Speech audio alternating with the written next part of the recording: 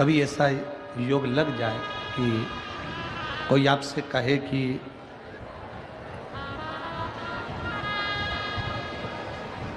आपके शरीर में बहुत भारी कोई रोग हो गया और बहुत बड़ा रोग है, बहुत रोग,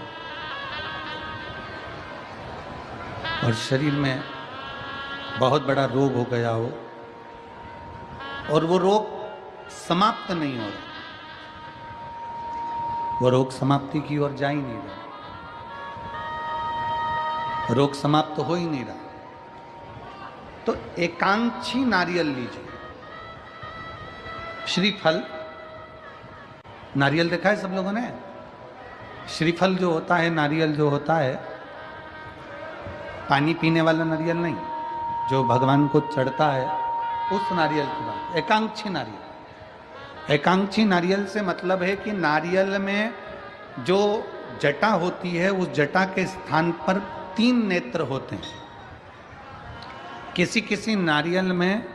2 नेत्र होते हैं, किसी में 3 नेत्र होते हैं, किसी में 2 नेत्र होते हैं, किसी में 3 नेत्र होते हैं। तो 3 नेत्र वाला नहीं, 2 नेत्र वाला नहीं, कभी अगर मिल जाए, भूलवश तुम्हारे हाथ में आ जाए, एकांक्षी नारियल,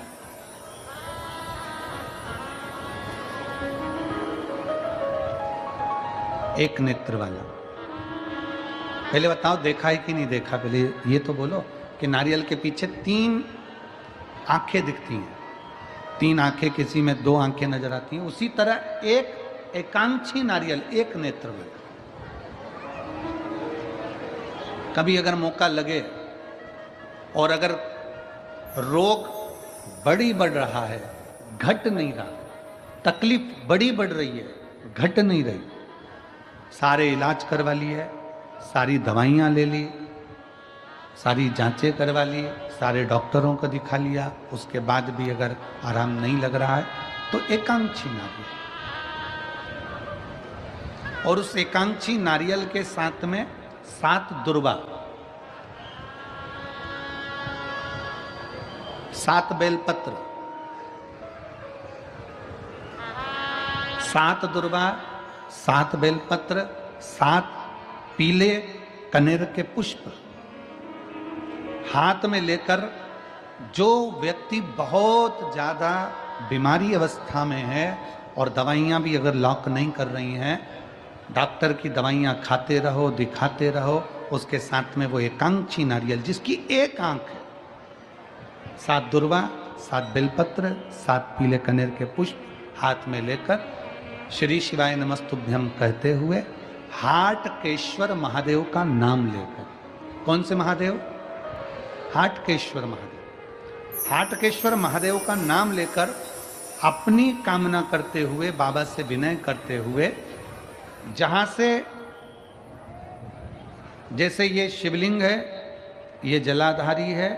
ये जलाधारी से जल बह रहा है,